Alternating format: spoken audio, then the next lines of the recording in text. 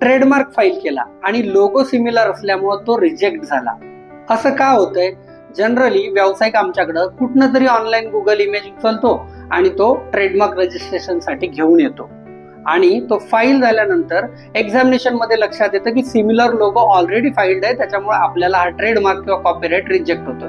मित्रांनो, मुळात जो गुगल किंवा जीपीटी चॅटवरनं उचललेल्या वस्तू असतील त्या ऑलरेडी कुणाच्या तरी होत्या, तेव्हाच तिथं आहेत, म्हणजे ते इनबिल्ड होत्या आणि आपण त्या कॉपी केल्या. तर एक्झॅक्टली ही पद्धत नाहीये ब्रँड प्रमोट करण्याची. तुम्हाला स्वतःचा लोगो बनवताना एक क्रिएटिव्ह पर्सन लागेल जो तुमच्या ब्रँडला कन्सेप्च्युअली ओपन करून ते स्वतःची आयडेंटिफिकेशन ओपन करेल आणि तुमचा एक युनिक लोगो बनेल जो भारतात कोणाचा नसेल आणि त्या नावाला स्वतःच्या नावे ट्रेडमार्क कॉपीराइट रजिस्टर्ड करून स्वतःची एक ओळख निर्माण करता येईल. म्हणून लोगो हा कुणाचा घेऊन ट्रेडमार्क कॉपीराइट गेल्यानंतर तो रिजेक्ट होऊ शकतो आणि आपल्याला पुढील संभाव्य धोके, खूप सारा खर्च ऑलरेडी तुम्ही केलेला असतो, तो वाढू शकतो.